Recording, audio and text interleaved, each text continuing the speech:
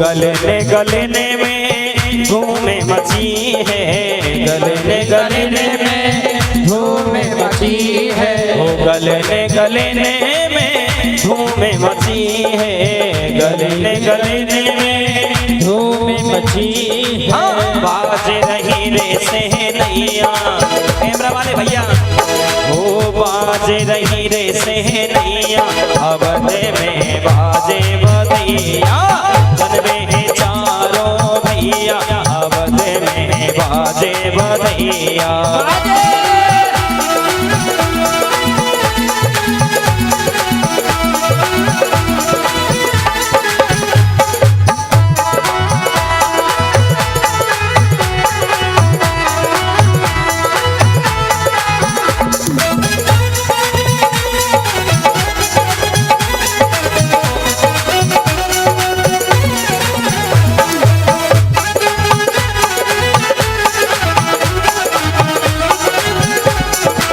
जगमग जगमग दियेला जलते हैं, जगमग जगमग दियेला जलते हैं, जगमग जगमग दियेला जलते हैं, जगमग जगमग दिए जलते हैं, ओ जगमग जगमग दियेला जलते हैं, जगमग जगमग दियेला जलते हैं। ओ झिलमिले झिलमिले होते अटरिया, अवध में बाजे बधैया, जनवे चारों भैया, अवध में बाजे बधैया।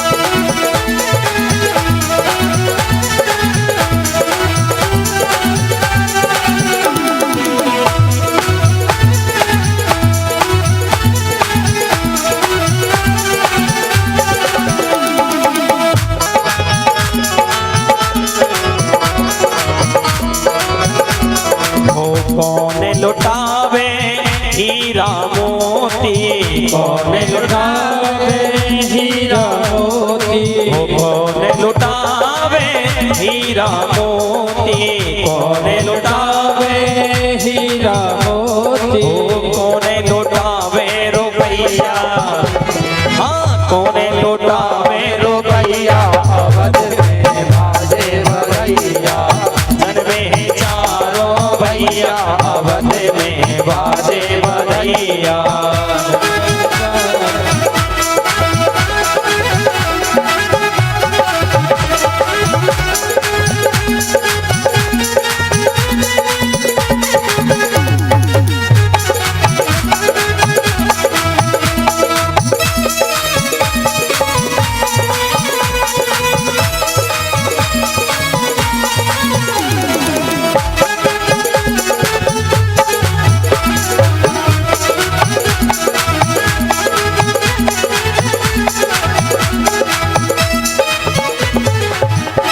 बोले राघवेंद्र सरकार की, चारों भैयान की, श्रीमद् भागवत महापुराण की। माता बहन सज्जनों, आज राजा दशरथ की खुशी का कोई ठिकाना नहीं रहा कि जहां एक पुत्र का दर्शन करने के लिए तरस रहे थे, बेचैन रहते थे, व्याकुल रहते थे, लेकिन आज उस परमात्मा की विशेष कृपा हुई। आज उनके घर में चार चार पुत्रों का जन्म हुआ। चारों ओर बड़ी खुशी की लहर है। चारों तरफ राजा दशरथ की पूरी प्रजा बड़ी प्रसन्न हो रही है और भगवान को धन्यवाद दे रही है। धीरे धीरे समय व्यतीत होने लगा और आज बच्चे थोड़े बड़े हुए और आज समय आ गया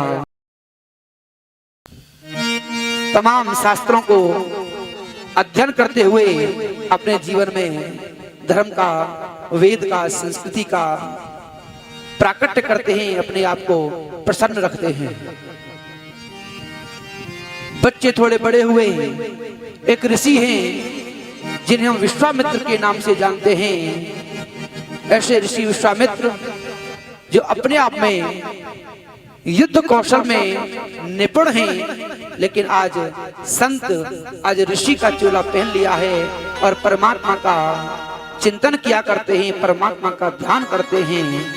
उनकी आश्रम में नित्य प्रति यज्ञ होता है। तो आप जानते हो, जहाँ शुभ कार्य होते हों वहाँ कुछ लोग दुष्टता दिखाने के लिए भी आ जाते हैं, उस व्यवस्था को बिगाड़ने के लिए भी आ जाते हैं। ऐसे ही कुछ दुष्ट प्रवृत्ति के लोग उस ऋषि विश्वामित्र के उन यज्ञों में विघ्न बाधा पहुंचाने के लिए आते हैं। तो आज ऋषि विश्वामित्र अपने मन में विचार करते हैं। क्या विचार करते हैं? कि मैं अपने इन यज्ञों की रक्षा करने के लिए राजा दशरथ के पुत्रों को लेकर के आऊंगा, ताकि उनको युद्ध कौशल की शिक्षा भी दे सकूं और निश्चिंत होकर के अपनी पूजा पाठ को, अपने यज्ञों को, भगवान की भक्ति कर सकूं।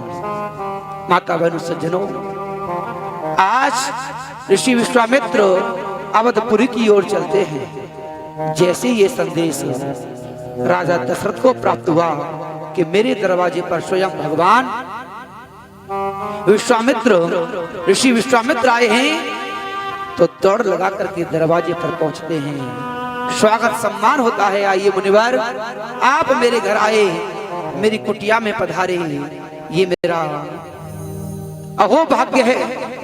माता बहनों सज्जनों, जब संत हमारे घर आए, ब्राह्मण हमारे घर आए, विद्वान हमारे घर आए, तो सहर्ष उनका हमें स्वागत और सम्मान करना चाहिए। लेकिन वह संत, वह साधु, वह ब्राह्मण वास्तव में संत, साधु और ब्राह्मण ही होना चाहिए। कहीं ऐसा ना हो संत के रूप में कोई दुष्ट व्यक्ति मेरे घर में प्रवेश कर रहा हो। तो आज ऋषि विश्वामित्र का भव्य स्वागत राजा दशरथ के द्वारा किया जाता है। अपने उस कक्ष में लेकर के आते हैं, भोजन आदि की व्यवस्था करते हुए। आज राजा दशरथ ऋषि विश्वामित्र से पूछते हैं, भगवान, क्या ये मैं जान सकता हूँ कि आपका मेरे यहाँ किस प्रयोजन को लेकर के आगमन हुआ है? आप क्यों आए? आप मुझे आदेश देते, मैं स्वयं चल करके आपके आश्रम में पहुंच जाता। महाराज, निसंकोच कहो, आप मेरे इस कुटिया में किस लिए पधारे हो? माता बहनों सज्जनों, आज ऋषि विश्वामित्र कहने लगे, राजन, मैं आपसे बहुत बड़ी अभिलाषा लेकर के आया हूं। मुझे बड़ा कष्ट है, मुझे बड़ा खेद है कि जब मैं अपने आश्रम में यज्ञादि श्रेष्ठ कर्मों को करता हूं, तो दुष्ट प्रवृत्ति के राक्षस लोग आकर के मेरे यज्ञों को विध्वंस कर देते हैं, यज्ञों में विघ्न बाधा पहुंचाते हैं। अब मैंने संन्यास ले लिया है, अब मैंने संत का चोला पहन लिया है, इसलिए मैं उनका खात्मा करना नहीं चाहता, मैं पुनः अस्त्र शस्त्र उठाना नहीं चाहता। इसलिए मैं आज आपके दो पुत्र राम और लक्ष्मण को अपने साथ ले जाने के लिए आया हूं। ओहो माता बहनों सज्जनों, जैसे ये समाचार राजा दशरथ ने सुना, राजा दशरथ एक बार को तो ऐसा लगा कि उनकी आत्मा शरीर से बाहर निकल गई। होश में आकर के कहते हैं, ऋषिवर, ये आप क्यों, ये आप क्या कह रहे हो? आपको कुछ पता है? जिस राम को आप मुझसे दूर करना चाहते हो, वो राम तो मेरी आत्मा है, मेरी जान है। मैं उस राम के बिना तो एक पल भी नहीं रह सकता। अभी तो मेरे राम लक्ष्मण की उम्र ही कितनी है, और आप इन्हें जंगल में ले जाकर राक्षसों से युद्ध करने के लिए कह रहे हो? मुनिवर, ऋषिवर, मैं ये कार्य नहीं कर सकता। मैं स्वयं आपके साथ चलने के लिए तैयार हूँ। आप जितना कहो उतनी सेना भेजने के लिए तैयार हूँ। मुनिवर, मेरे पुत्रों को इस तरह के संकट में मत डालिए। आप आदेश करो, जितना आप कहोगे उतनी सेना को आपके साथ भेज दूंगा। लेकिन आज ऋषि विश्वामित्र भी अपने मन में दृढ़ निश्चय करके आए हैं कि राजन, व्यर्थ की बातें मत करो, भेजना है तो अपने पुत्रों को भेजो, अन्यथा मना कर दो, मैं वापस अपने आश्रम को चलूंगा। लेकिन ऋषि